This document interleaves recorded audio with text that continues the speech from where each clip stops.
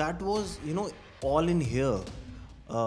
Actor की preparation I think यहाँ से ज़्यादा इम्पॉर्टेंट है बजाय कि फ़िज़िकलिटी. वो तो चलो आप बहुत अलग अलग तरीके से अचीव कर सकते हो, लेकिन आपको जब तक किरदार नहीं समझ आएगा, उनका थॉट प्रोसेस नहीं समझ आएगा, तब तक आप नहीं प्ले कर पाओगे. तो वो बहुत सीखने को मिला और समझ आया कि हम लोग तो ये छोटी छोटी normal day to day lifes में हम छोटी छोटी बातों पे अपसेट हो जाते हैं.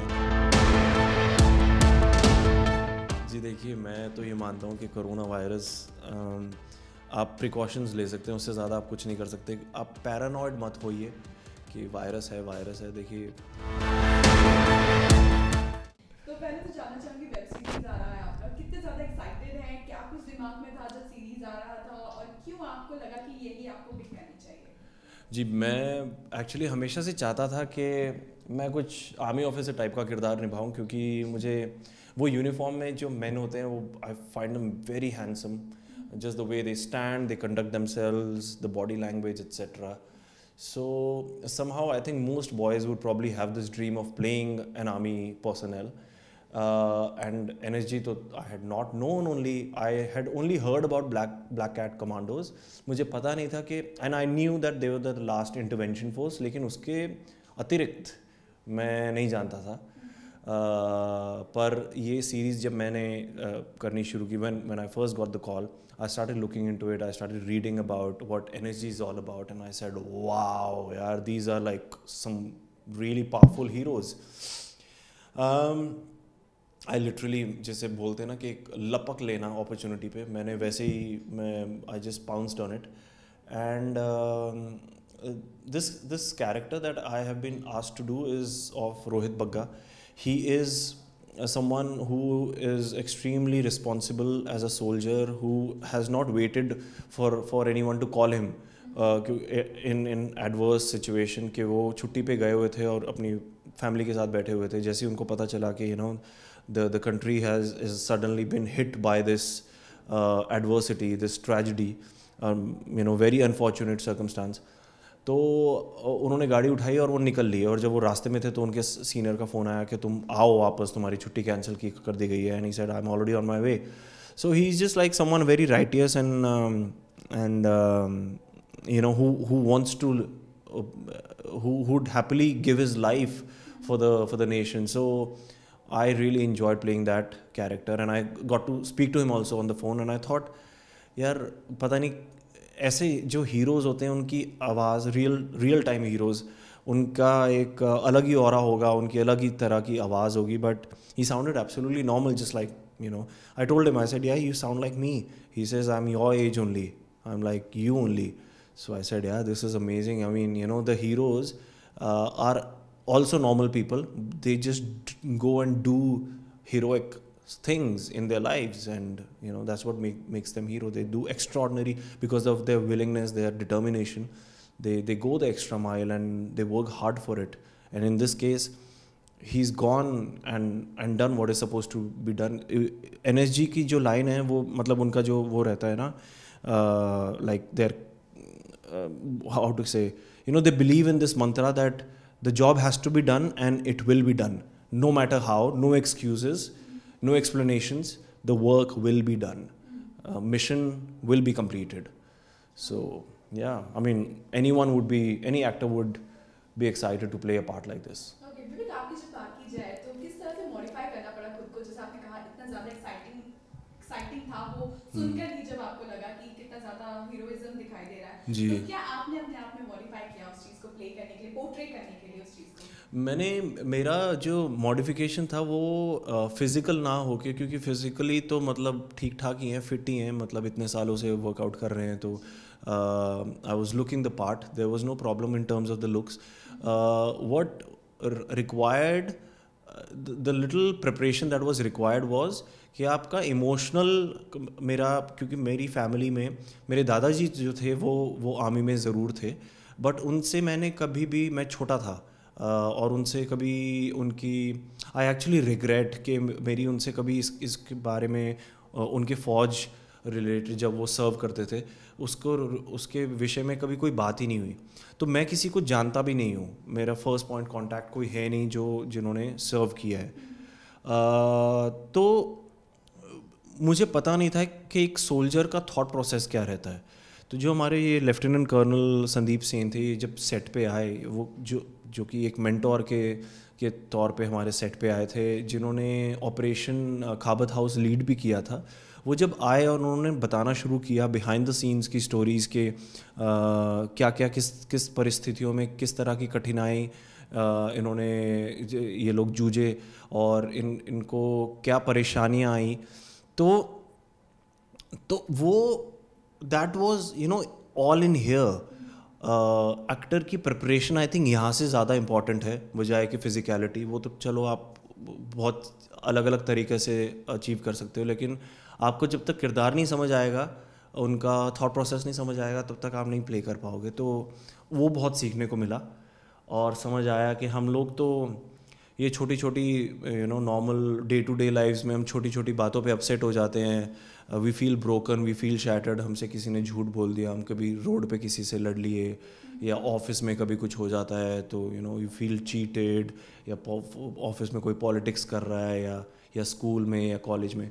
बट ये बहुत छोटी चीज़ें हैं, और कंपेयर टू एक सोल्जर जिनकी सिचुएशंस कुछ ऐसी होती हैं कि जिनके साथ उठना बैठना खाना पीना, सालों साल एक रूम शेयर करना, सडनली जो आपके बेस्ट फ्रेंड बन जाते हैं, जो आप एक तरह परिवार की तरह रहते हैं, और सडनली आप देखते हैं कि वो ही इज़ बीन शॉट, और वॉर चल रही है, and your fellow soldier has been shot and you can't do anything about it. You have to just keep going on, you have to keep shooting, you have to finish the mission, you have to complete your mission. So वो emotional disconnect करके और अपने project के ऊपर focus रखना, उससे बहुत कुछ सीखा। मेरा आई थिंक ट्रांसफॉर्मेशन हुआ, कहीं ना कहीं तब्दीली आई अपने थॉट प्रोसेस में, और योगा करना मैंने शुरू कर दिया just to correct my body, क्योंकि वेट लिफ्टिंग कर करके इतने सालों से ऐसा हो जाता है कि आपका पॉस्चर है थोड़ा सा डगमगा जाता है, कुछ मसल ज़्यादा ग्रो कर जाते हैं, कुछ नहीं। तो हाँ, मतलब यही है। कह सकते हो एक्शन तो काफी रहा ही होगा जिस तरह से आप बता रहे हैं, तो कोई ऐसा एक्शन सीन जो आपको हमेशा याद रहने वाला, या फिर कोई नया एक्सपीरियंस जो आपने इस वेब सीरीज के दौरान कुछ? जी, हमारे जो डायरेक्टर हैं वो हॉलीवुड से हैं, और हमारे जो कैमरामैन पूरी टीम भी हॉलीवुड से थे, तो उनका शॉट टेकिंग मुझे बहुत अच्छा लगा। उन्होंने नो मेकअप का पॉलिसी मेंटेन करके रखी कि कोई एक्टर्स मेकअप नहीं करेंगे, क्योंकि वो रियल दिखाना चाहते थे। और लाइटिंग जिस तरह से वो करते थे, वो लाइट भी जो एम्बियंस क्रिएट किया वो भी बिल्कुल रियल था। एक्शन का यूँ था कि एक्शन ये hand to hand combat fight तो था नहीं इसमें, है ना। इसमें आपकी ये क्या बोलते हैं इसको, ग्रेनेड फट रहे हैं, बॉम्ब ब्लास्ट हो रहे हैं, राइवल शूटिंग हो रही है, गन से आप टारगेट करके शूट कर रहे हैं। तो ये वैसा वाला एक्शन था which was a lot of fun, क्योंकि मैंने ऐसा कुछ किया नहीं था पहले। टीवी करते आए हैं तो टीवी में तो सवाल ही नहीं उठता इस तरह का कोई एक्शन। तो वो सब करने में बहुत मज़ा आया, क्योंकि वो सब टाइमिंग का खेल था, तो एक कोरियोग्राफी की ज़रूरत होती थी। तो वो कोरियोग्राफी और वो प्रैक्टिस और वो सिनर्जी एक दूसरे एक्टर्स के साथ, तो मज़ा आया बहुत। कह सकते हैं कि आपने टीवी भी किया है और वेब सीरीज में भी हैं, तो क्या लगता है किस तरह से दोनों जो चीज़ें होती हैं शूटिंग में, ज़्यादा डिफरेंस तो नहीं होगा, लेकिन आपको क्या लगता है टीवी ज़्यादा बेहतर है या फिर वेब सीरीज में भी काफ़ी ज़्यादा मज़ा है बीइंग एन एक्टर? देखो, being an actor, let me just tell you, see it's a completely different game. आप जब टीवी करते हैं तो आप एक डिसिप्लिन में ढल जाते हैं कि आप हर दिन जाके, it's like a job, TV is like a job, you know. If you are a person who doesn't mind giving in hours every day, 7 days a week, sometimes 6, but you are okay to shoot 6 times a week, and you are okay to be in that character for 6 months or 1 year or 2 years, then TV is fantastic for you, and you don't mind the confines of space, क्योंकि TV usually एक set बनता है, वही living room होता है, वो bedroom होता है। अगर आपको वो स्पेस से प्रॉब्लम नहीं है और आप चाहते हैं कि रेगुलरिटी ऑफ वर्क हो, तो टीवी इज़ फैंटास्टिक। वो उसका सबसे बड़ा स्ट्रेंथ है, प्रो है।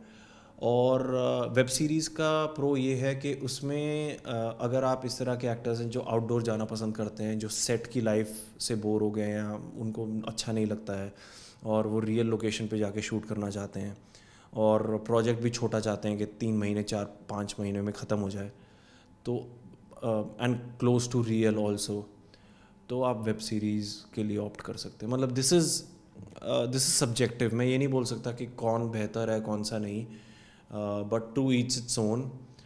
मुझे टीवी में भी मज़ा आता था उसके, क्योंकि अलग पर्क्स थे, और मुझे वेब सीरीज में भी मज़ा आता है क्योंकि इसके अलग पर्क्स हैं। ओके, आप जानना चाहोगे कोई ऐसा ड्रीम प्रोजेक्ट बचा हुआ है जो आप स्पेशली करना चाहते हैं, या फिर ऐसा कोई जो पाइपलाइन में हो आपके?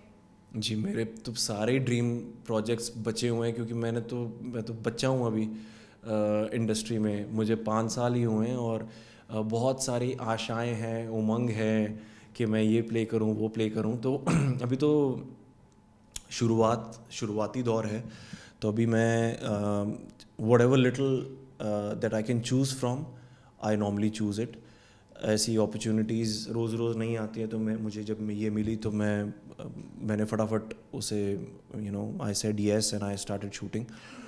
But yeah there are things in the pipeline, let's see कि वो अगर नहीं, वो हिंट मैं नहीं देता हूँ, क्योंकि मैंने बता दिए हैं बहुत बार और फिर वो वर्कआउट नहीं होता है। तो तो एक बार वर्कआउट हो जाने दो, फिर मैं बताता हूँ।